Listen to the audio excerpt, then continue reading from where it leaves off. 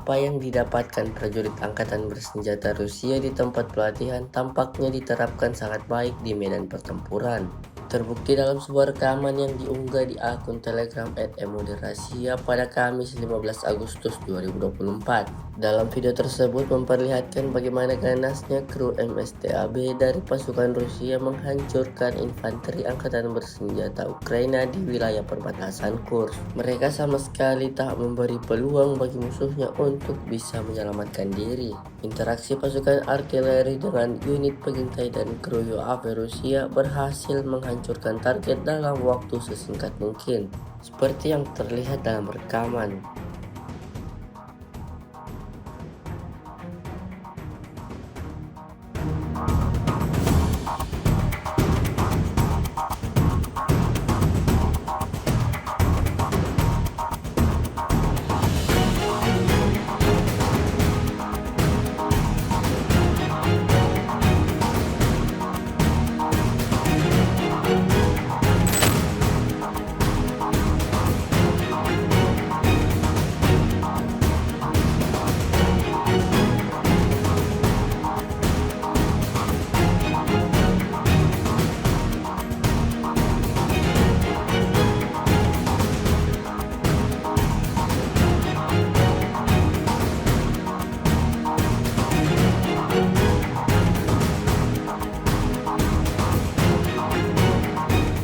Download Tribun X sekarang, menghadirkan lokal menjadi Indonesia.